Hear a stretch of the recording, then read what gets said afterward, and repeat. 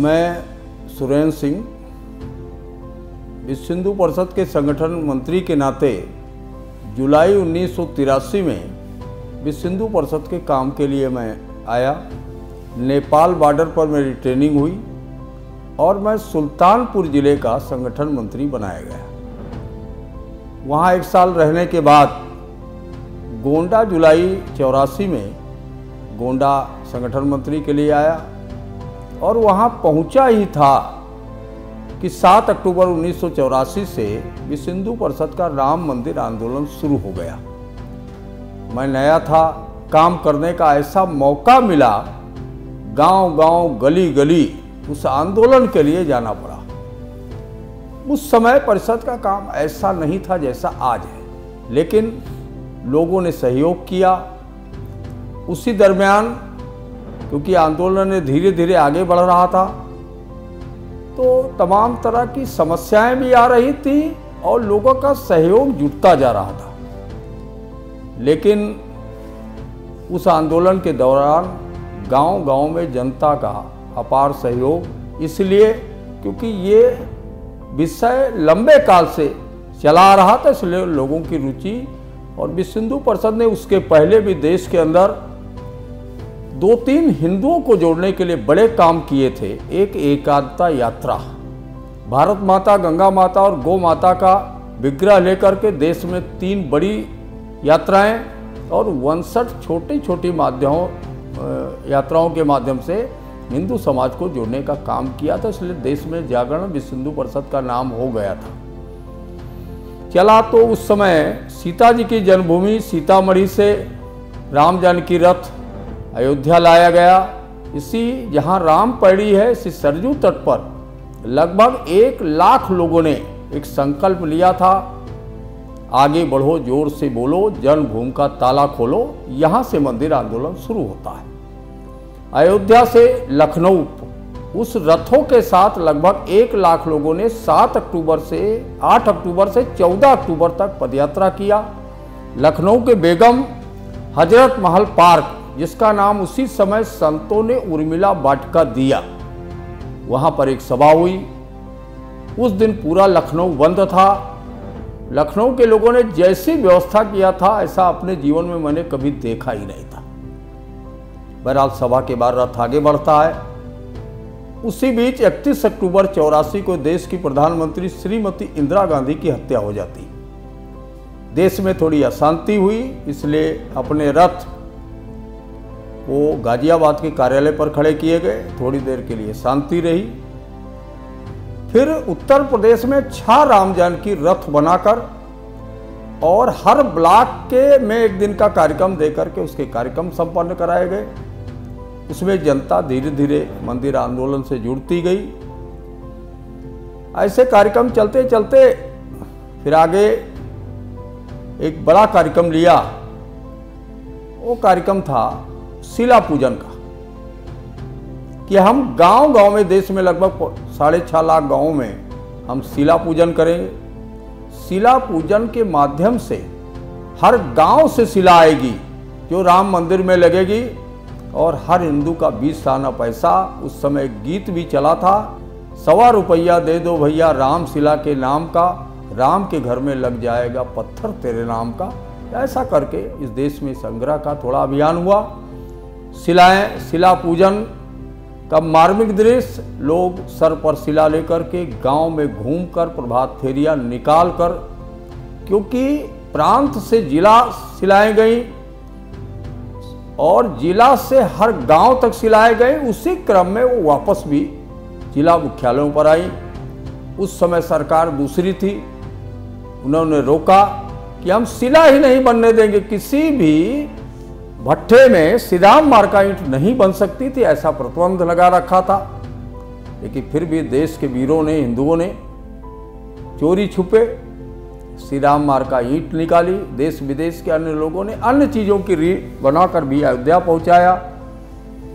अयोध्या में हुआ कि भाई हम यहाँ शिलान्यास करेंगे। सरकार कांग्रेस की थी, उसने कहा हम शिलान्यास नहीं करने देंगे क्योंकि ये विवादित स्थल है, यहाँ शिलान्यास नहीं हो सकता।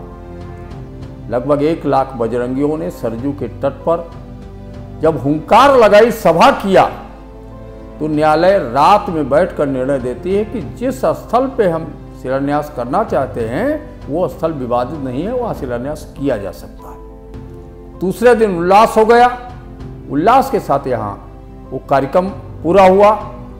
हमारे बिहार के एक वो एमएलसी भी रहे हैं, पुराने कार्यकर्ता हैं, श्री कामेश्वर चौपाल जी, उनके द्वारा यहाँ शिलान्यास का कार्यक्रम हुआ। सौभाग्य से आज जो सरकार ने श्री राम जन्मभूमि तीर्थ क्षेत्र बनाया है उसमें भी वो सदस्य हैं। लेकिन दूसरे दिन जब हम कार सेवा के लिए जाते हैं तो उन्होंने इनकार कर दिया कि नहीं, यहाँ तुम शिलान्यास कर सकते हो लेकिन घर नहीं बना सकते राम का। तो उसके लिए एक बड़ा आंदोलन हुआ और उसी के अंतर्गत जो विश्व हिंदू परिषद का केंद्रीय मार्गदर्शक मंडल है, जो देश के 300-350 प्रमुख साधु हैं, वो समय समय पर बैठते हैं और वही निर्णय करते हैं। उसने बैठकर निर्णय लिया कि हम अयोध्या में कार सेवा करेंगे और उसके लिए तैयारियां शुरू हुई। 90 की कार सेवा 30 अक्टूबर। उसके लिए संघर्ष सरकार ने उस समय दुर्भाग्य से या सौभाग्य से यहाँ पर सपा की सरकार थी, मुलायम सिंह यहाँ के मुख्यमंत्री थे। उन्होंने एक बयान दिया कि हम अयोध्या में परिंदा भी नहीं आ पाएगा, माने कोई चिड़िया को भी नहीं प्रवेश करने देंगे। लाखों लोगों को यहाँ लगाया और उधर बजरंग दल, विश्व हिंदू परिषद या उससे संबंधित जो भी संघ विचार परिवार के लोग थे, उन्होंने कहा लाठी गोली खाएंगे, मंदिर वहीं बनाएंगे। इस नारे के साथ तैयारियां शुरू हुई और हर जिलों में सरकार ने एक व्यवस्था कर दी कि इनके प्रमुख पदाधिकारियों को जेल भेजना है, पकड़ पकड़ के जेल भेजना। और 30 अक्टूबर के पहले ही लाखों लोगों को जेलों में डाला गया। उसमें जेल में जगह कम पड़ी तो इंटर कॉलेज, डिग्री कॉलेज जितने थे उनको सबको जेल बना दिया गया। लेकिन नारा था, हिंदू कमजोर नहीं था, तब तक जागरण का काम हो चुका था। इसलिए वो अपने बात पर अडिग होकर के कि मुझे 30 अक्टूबर को कार सेवा करनी ही है। जितनी सरजू में नावें थी उनको डुबो दिया गया कि जिससे कोई उससे ना आ पावे। सारे रास्ते बंद कर दिए गए। लेकिन इसके बाद भी हमारे लोगों ने, जिनके पास निजी नावें थे जिससे वो रोज का काम करते हैं, उनसे लोगों को पहुंचाया। लोग जंगल, खेतों, गन्ना के खेतों से होते हुए अयोध्या में रेलवे लाइन पार करके या जैसे भी माध्यम से आ सके आए। देश में एक अनुमान है कि अयोध्या में कार सेवा के लिए लगभग 5 लाख लोग पूरे देश से घरों से चले, जिसमें 4.5 लाख लोग जेलों में गए। जैसे उत्तर प्रदेश की सीमा में प्रवेश करते थे वैसे उनके लिए संकट शुरू हो जाता था। 4.5 लाख जेल गए। फिर भी अयोध्या में लगभग 50,000 लोग यहां प्रवेश कर गए। सरकार की लाख नाकेबंदी के बाद मंदिरों के महंतों ने, यहाँ के लोगों ने उनको शरण दिया, छुपा कर रखा, सेवा किया, उनको भोजन कराया, सारा सब किया। और जिस समय 30 अक्टूबर को समय आया, मुहूर्त का समय तय था कि इस समय हम कार सेवा करेंगे। उस समय जैसे बर्रे अपने छत्ते से निकलकर किसी पर आक्रमण करती, इसी तरह से मंदिरों से निकल करके कार सेवक जन्मभूमि के लिए धक्का मुक्की करते हुए आगे बढ़ते हैं। लगभग 7 बैरियर तोड़कर उसमें से काफी संख्या में लोग जन्मभूमि पहुंचे।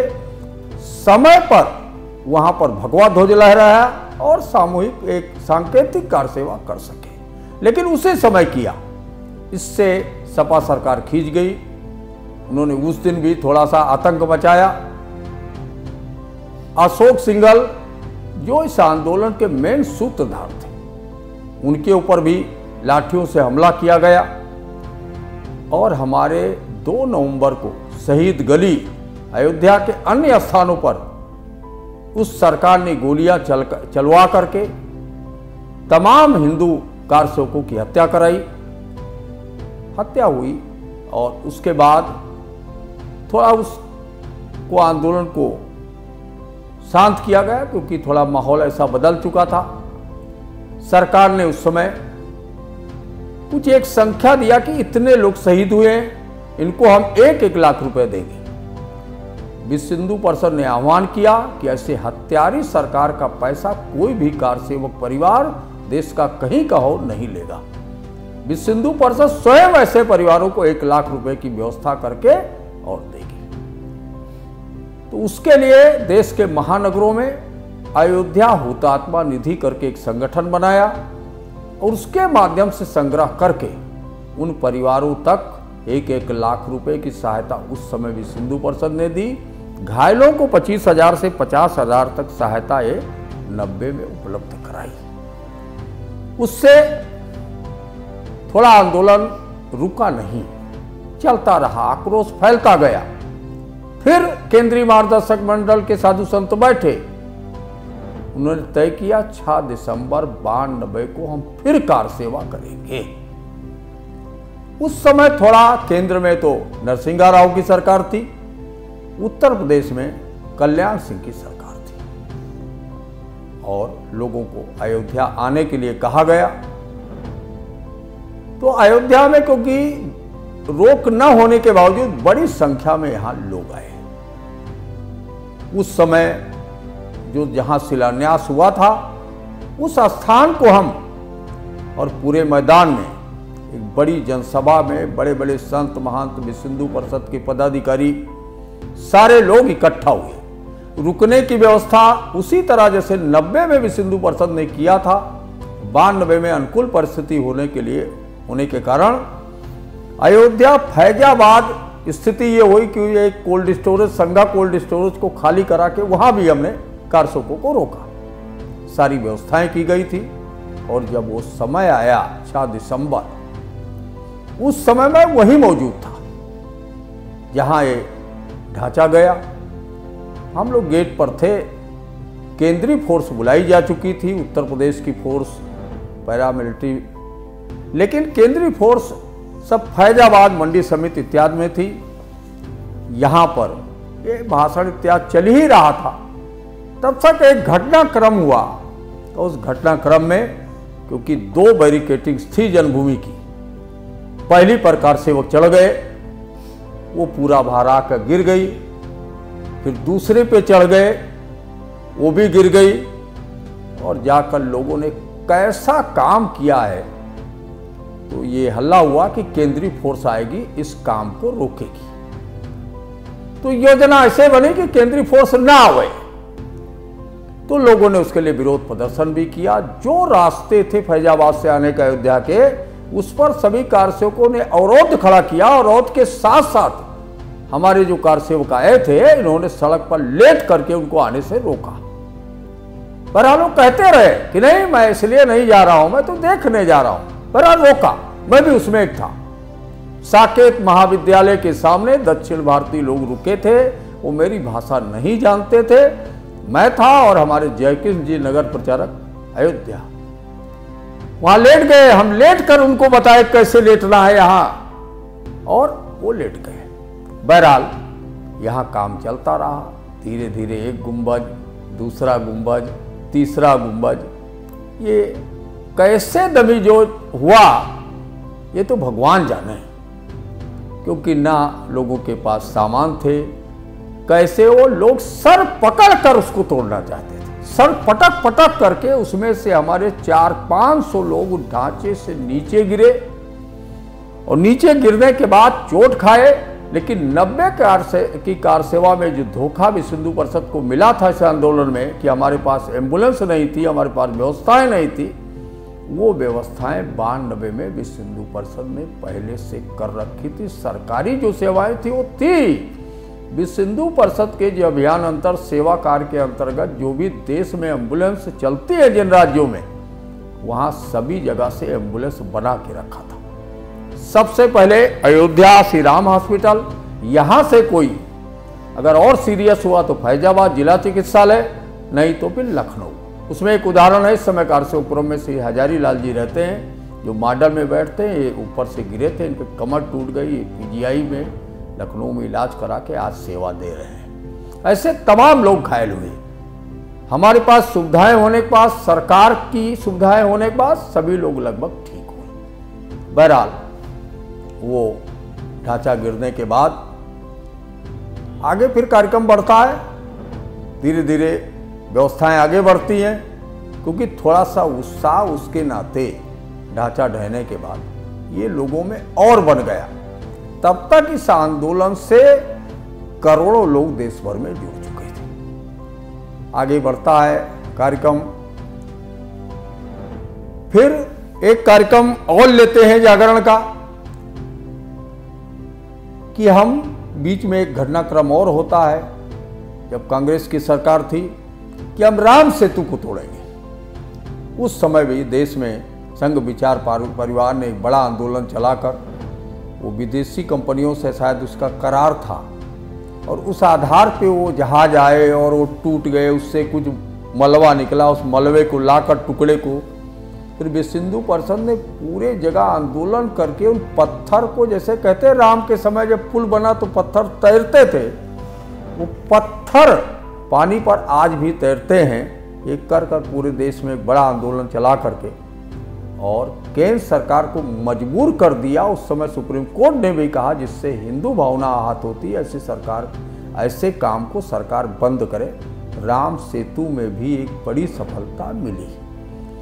ये लगातार 84 से लेकर 92 तक, हमको लगता है इतना बड़ा आंदोलन आज़ादी का भी लगातार नहीं चला। उसके बीच बीच में ब्रेक है। जो जन्मभूमि के केसेज चल रहे थे, केसेज में भी जिला न्यायालय से हाई कोर्ट से, तो हाई कोर्ट का एक फैसला आ गया। फैसला में 30 जजों की पीठ थी, 2 ने अपने समर्थन वाली बात कही, तीसरे ने कुछ ऐसा निर्णय लिखा होगा। आखिरी में दोनों पक्षों को ये बात मंजूर नहीं हुई तो हम सुप्रीम कोर्ट गए और सुप्रीम कोर्ट में देश के किसी कोने में, किसी प्रांत से, किसी प्रकार श्री राम जन्मभूमि न्यास ने उसके लिए वकीलों से संपर्क करके और उस केस की ठीक से पैरवी की और पैरवी का परिणाम आज सामने आ गया कि उसका निर्णय हुआ कि वहाँ पर, लेकिन उसी समय एक निर्णय और दिया सुप्रीम कोर्ट ने कि भाई इनको भी कहीं अयोध्या में कहीं इनको 5 एकड़ जमीन दे दी जाए जिससे ये अपना स्थान बना सके। लेकिन यह स्थान केवल और केवल 2.77 एकड़ जो मेन गर्भगृह था। लेकिन उसी बीच में जब अटल जी की सरकार थी तो उन्होंने एक अधिग्रहण किया था जिसमें 67 एकड़ जमीन वो प्राप्त किया था। वो सारी जमीन भी निर्णय के बाद सरकार ने एक ट्रस्ट बनाया, उसका नाम है श्री राम जन्मभूमि तीर्थ क्षेत्र। उसको पूरी जमीन दिया, निर्णय आ गया, उत्साह बढ़ गया और उसके लिए फिर विश्व हिंदू परिषद ने एक बड़ा अभियान चलाकर देश में धन संग्रह का एक, मतलब अर्पण निधि उसका नाम दिया, धन संग्रह नहीं कह सकते उसको, समाज के द्वारा कुछ लेकर के मंदिर निर्माण की व्यवस्था को आगे बढ़ाना, उसके लिए पूरे देश में एक अभियान चलाया। अभियान के माध्यम से हिंदू समाज ने बहुत कुछ दिया है, सोना चांदी से लेकर के, और काफ़ी पैसा मंदिर निर्माण के लिए दिया। हम तो एक बार ये भी सुने कि भाई चंपत जी का विषय था, ट्रस्ट के जो मुखिया हैं उन्होंने कहा भाई अब सोना चांदी मत दीजिए, ऐसा एक आह्वान किया था, मुझे ध्यान है। पैसा आया, सरकार ने ट्रस्ट बनाया, ट्रस्ट में देश के प्रमुख साधु संतों को, कुछ पदाधिकारियों के, अयोध्या के राजा अनिल जी, तमाम लोगों को सम्मिलित किया। उसने बैठकर एक निर्णय लिया कि भाई इस मंदिर को बनाएगा कौन, कौन सी कंपनी बनाएगी, कैसे बनाएगी, उसके बारे में विचार करके, और एक काफ़ी दिनों से काम चल रहा है। मंदिर निर्माण का काम आपने स्वयं देखा होगा, क्योंकि हमारे महामंत्री जी का कहना है कि जब हिंदू समाज ने उसके लिए अर्पण किया है तो उसी के राम की मर्यादा के अनुसार मंदिर बनना चाहिए। और इसलिए क्योंकि सरजू के निकट हैं, इसलिए सरयू का प्रकोप भी कभी हो सकता है, इसलिए सारी सुरक्षा को ध्यान में रख करके अयोध्या में मंदिर का निर्माण चल रहा है। वो निर्माण अभी पूरा होने में तो समय लगेगा, लेकिन उसका प्रथम तल ये बनकर तैयार हो रहा है। 22 जनवरी को मकर संक्रांति के बाद इसकी प्राण प्रतिष्ठा का कार्यक्रम है। तो जैसे 90 और 92 में हमने देश के लोगों को आह्वान करके अयोध्या में बुलाया था, उस समय चाहे नारा लगा हो आगे बढ़ो, जोर से बोलो, जन्मभूमि का ताला खोलो, चाहे राम लला हम आएंगे, मंदिर वहीं बनाएंगे, उस समय विपरीत परिस्थिति के बाद लाखों लाख लोग अयोध्या आकर अपने प्राणों की बाजी भी दिया, मतलब शहीद हुए। आज अनुकूल माहौल है तो ट्रस्ट ने निर्णय लिया कि पूरे देश में हम निमंत्रण दे करके और लोगों को बुला करके फिर अयोध्या में उनका सम्मान भी करेंगे और उनको जन्मभूमि के दर्शन में सहभागी भी बनाएंगे। इस तरह का मौका ये 7 अक्टूबर 84 से लेकर के आज ऐसा समय आया है जो हिंदू समाज के स्वाभिमान का विषय है, इसलिए पूरा देश इसमें सहभागी हो रहा है और सारा हिंदू प्रसन्न है, देश के लोग भी प्रसन्न हैं और विदेश के लोग भी आएंगे, इस कार्यक्रम में सम्मिलित होंगे। मुझे इतना ही कहना है।